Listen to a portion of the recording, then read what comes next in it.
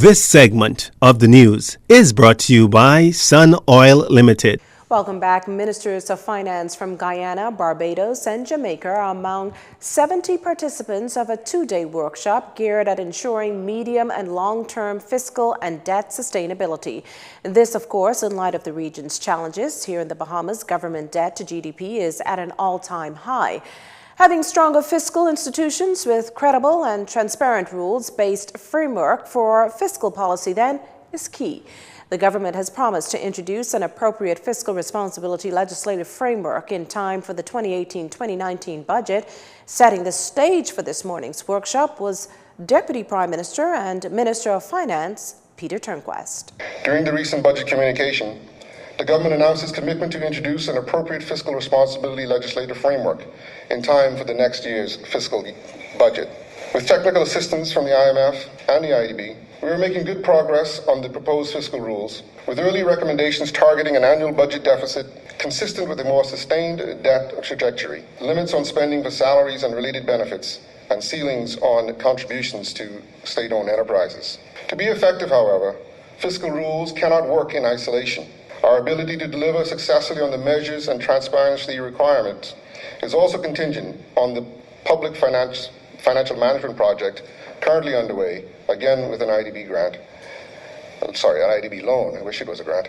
Contingent on the public finance management project underway, aimed at improving financial reporting and budget preparation, analysis, and execution. Now, according to the DPM, apart from stabilizing the country's fiscal position, the government's also committed to addressing the various obstacles to economic growth and the competitiveness of the local economy.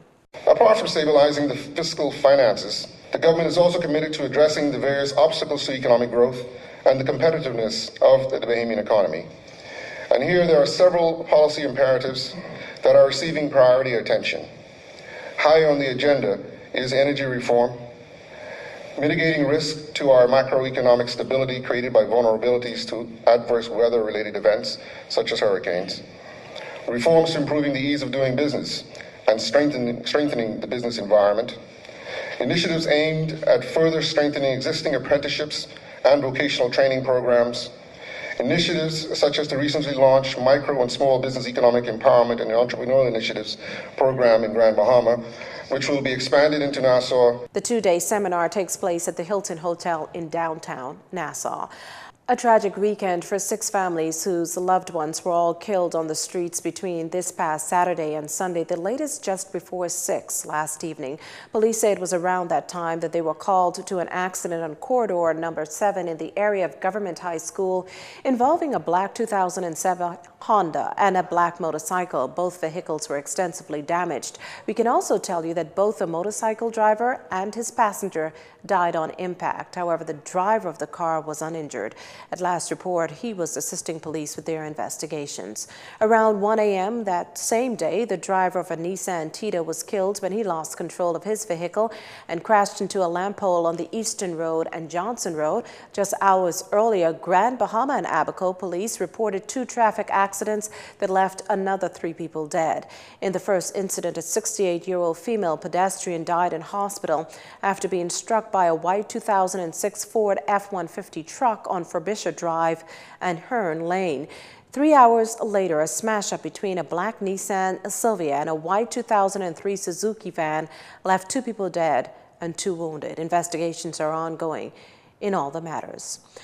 Police also today reporting the arrest of 4 men. Officers spotted the group after 2 this morning acting suspiciously. A search revealed a Taurus 9mm firearm and 12 rounds of ammunition. Well, the countdown to all the gift-giving and feasting is on. But as you prepare, so are those who are targeting your wallets. And we're not talking about the merchants, but rather the thieves. So here's some safety tips Police Press Liaison Officer Shanton Knowles is urging you to keep in mind. Wear as less jewelry as possible. Leave the expensive jewelry at home or somewhere in a secure place. Do not travel with large bags or be overloaded with bags. You want to do this so that, want to make sure that you have as less big parcels as possible so that if you are approached, you would be able to defend yourself from any would-be attackers.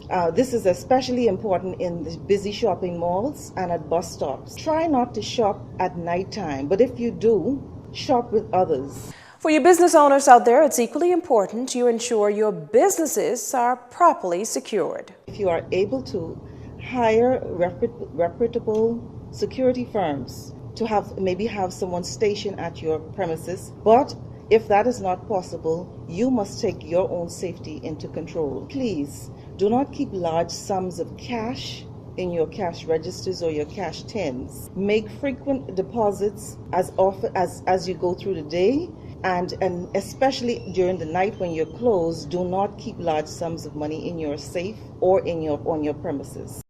Now, it may be a good idea to install security cameras, and for those of you who already have these in place, it's best to ensure they're working properly. Our final stories up next. This segment of the news has been brought to you by Sun Oil Limited.